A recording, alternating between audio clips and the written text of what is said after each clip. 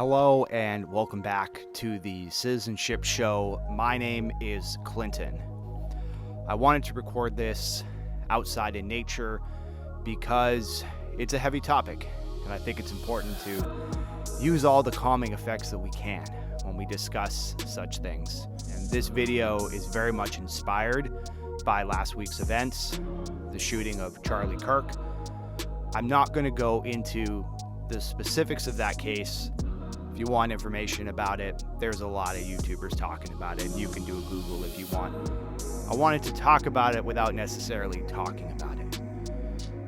This is a Canadian's approach to the First and Second Amendment, freedom of speech and the right to bear arms. I think these two things are linked a lot with the events of last week, and I'm going to use it as an opportunity to share my 2 cents on the matter. Let's start with this idea of freedom of speech. Now, I'm a YouTuber, I'm a content creator, I have a big mouth, I like to share my opinions. I obviously hold this right very close to my heart.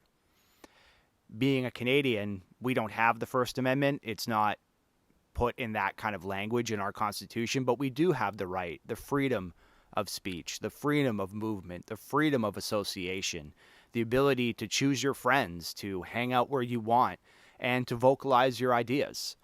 There's an old line in politics that I'm sure I've shared on this channel before, is the idea that I may not agree with what you say, but I will defend your right to say it. I really believe in that statement.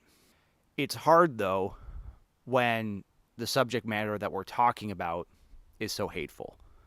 And I guess that's the direction I want to go in now. Talking about hate speech, what exactly does it mean to have hateful words?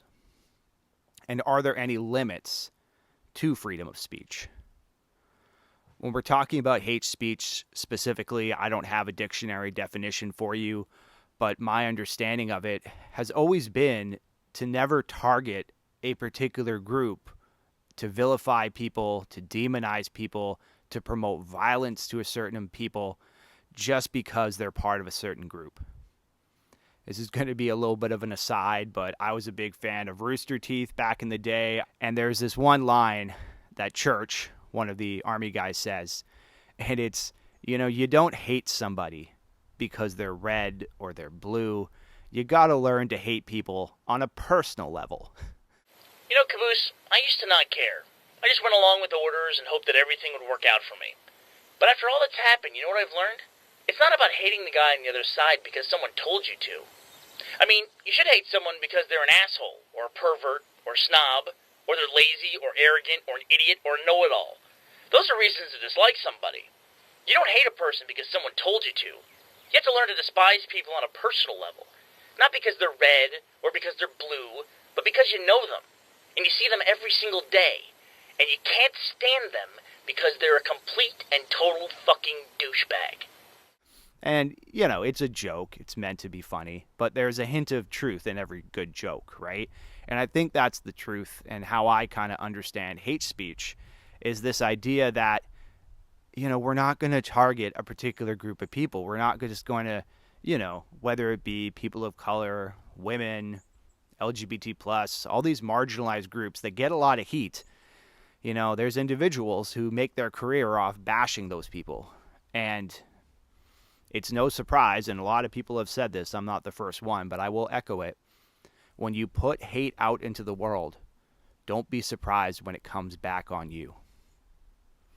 So part of this show, the Citi-Zen-Ship show, putting the Zen back in politics, a lot of what I try to do is to promote love. And even on a topic as horrifying as this, political violence, it's important to approach it with love. That's all I have to really say about hate speech. I feel like you get it or you don't get it kind of thing. Moving forward in our conversation about freedom of speech, though, I think the thing that gets a lot of people riled up, especially in the context of the United States of America, and specifically the Republican Party, is the hypocrisy that a lot of these individuals have. It's one thing to defend free speech. It's one thing to want to share your opinions and say whatever you want. It's another thing to restrict the speech of other people. And there's this narrative that somehow left-wing people are more into this cancel culture, that they're more into thought police and all this stuff. But if you look at the empirical evidence of it all, I don't mean to make this, so blunt, but it's mostly people of faith, people of, the Christian faith, who are trying to suppress things that they feel is unholy. I remember growing up, even in my life, in the 90s, right? There were a certain amount of my friends who couldn't read Harry Potter because it promoted witchcraft. There was certain friends who couldn't play Pokemon because it talked about evolution. And that's fine if a parent wants to limit what their kid can see. But to politicize these things, to take action against school boards, like we've seen in the state of Florida and many other Republican-led governments, to have book bans, to restrict the sale or restrict the viewership of certain materials because you don't like it, and then to turn around and claim freedom of speech and the ability for you to say whatever you want. It's that hypocrisy that I think it drives me crazy, and I think it drives the average person crazy too. You either are a free speech absolutist or you're not. You can take whatever point you want on that issue, but the hypocrisy, I think, really frustrates people. This is a news clip from CBS News that I really think goes into the legal side of things, so I'm going to play that for you now. This is just about, one, it's politically expedient to say to parents who are upset, we are on it. We are banning these books. Don't worry, you get more control over your child's education. So this gets me to my favorite question, which is, where do you draw the line?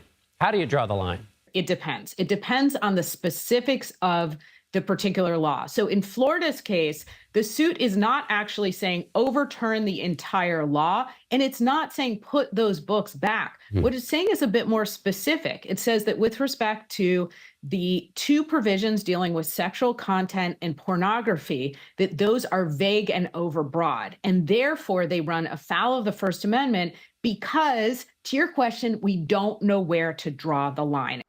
What really stood out to me in that clip is the question, where is the line?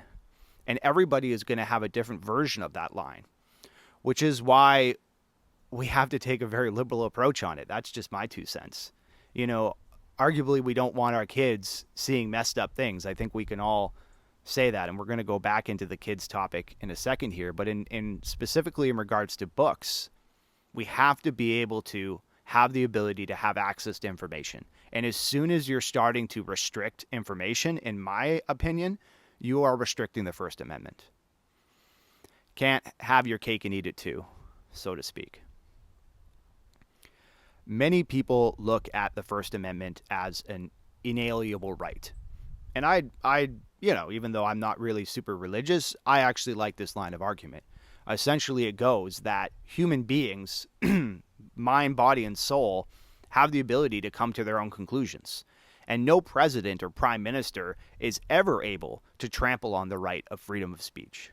I think it's something that has to be upheld.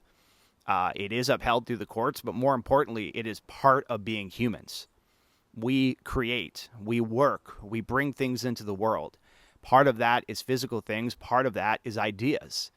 And the free flow of ideas, the free flow of communication, I think should be the goal of government. Let's put a pin in the freedom of speech for a second and explore the Second Amendment, which is the right to bear arms.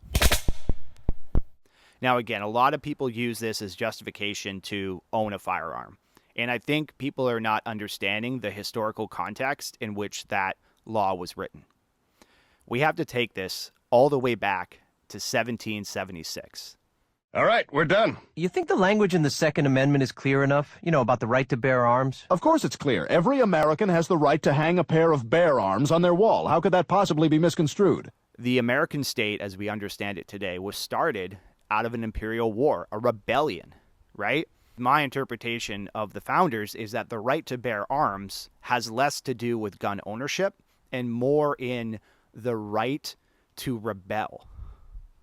I'm going to play a clip from South Park, the most latest season here, and this is, to me, the very definition of the Second Amendment. Are we just gonna sit here and let him break every rule of freedom? No! Well, come on, let's go get that son of a bitch!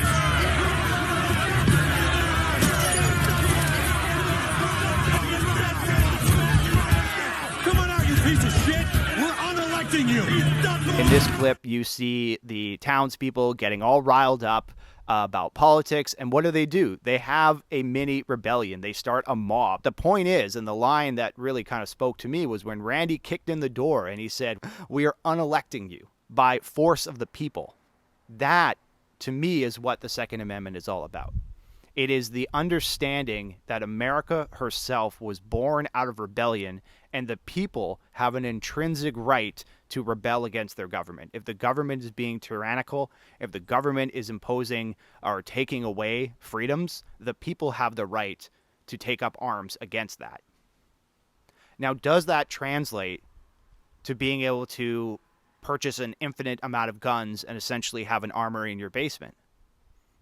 I don't think that follows. The biggest thing here is we have to acknowledge that back in 1776, they were walking around with muskets that took about 3 minutes to load, and they fired a single shot. Today, gun technology has gotten to the way that you can unload a round of clips in a matter of seconds. This is not, like, the founders never understood that this is where the technology was going to go, and I think that there's a big distinction between rebelling against your government and having a private armory. Many smart people are going to make the point that voting and gun control are arguably very similar things. You have the right to vote, but you have to register in order to vote.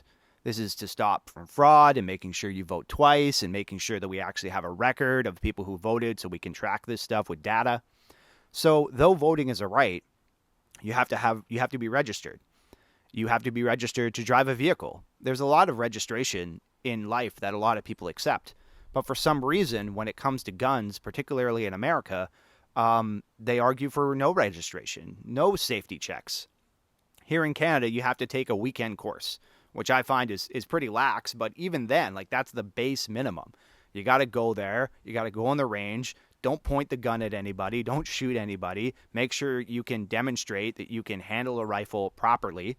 And you get your PAL license. Once you have your possessions and acquisition license, you're able to purchase any rifles you want or I don't want to get into the whole Canadian system because there's registered and unregistered and there's all these different tiers. It is actually quite complicated. And from what I've learned from gun owners here in Canada, it is quite a laborious kind of system.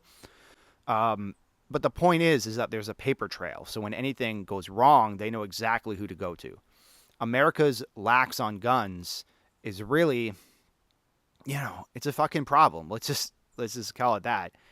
And going back to the kid thing, right? Because we talked about freedom of speech and how a lot of these religious individuals are using the children as an excuse to ban books, to limit discourse. But then they're totally okay with guns killing children in schools.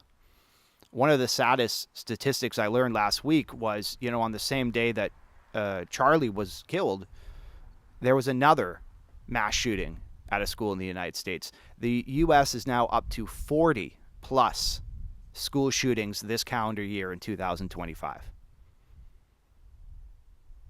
40 school shootings. For a politically motivated group that is so into helping the children, this is devastating. Let me just close on this. A lot of the discourse online has been trying to create a narrative around this tragedy that says that left-wing people are at war with right-wing people. Number one, let me just say that hippies don't own guns. I think everybody with common sense knows that. Left-wing people, obviously there's individuals with different opinions, but as a group, hippies don't own guns. Hippies believe in pacifism and peace. Hippies don't shoot people. I think most people understand that. But the more important point is not to even talk about right and left at all. A human died. And humans continue to die. And there are certain people in this world that want to say that this group is responsible or that group is responsible and, make this out like it's some stupid sports match. I have an episode coming up on the topic of the parallel between politics and sport, but that's for another day. We have to stop thinking in terms of political parties. We have to stop thinking in terms of right and left, of red versus blue. We have to come together as human beings. Human beings with the right to express themselves. Human beings that show love and compassion towards each other. And I understand that the individual involved was arguably not the most compassionate person, at least publicly. At least publicly. But if we don't come together as human beings, we're cooked. I want to thank you guys for listening to me over the past couple minutes here. This has been part of my hot takes and chill debates conversation. If you want more political content, please do subscribe. I got a bunch of podcasts and interviews. There's new videos coming out every week. We're trying to kind of keep that mark.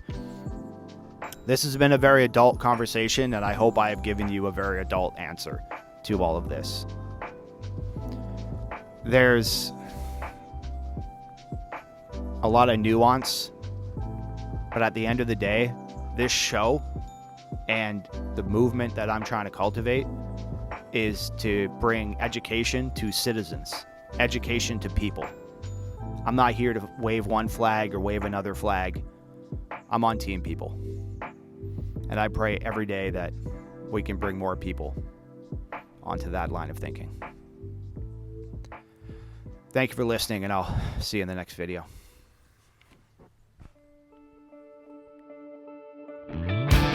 Yes, drop it.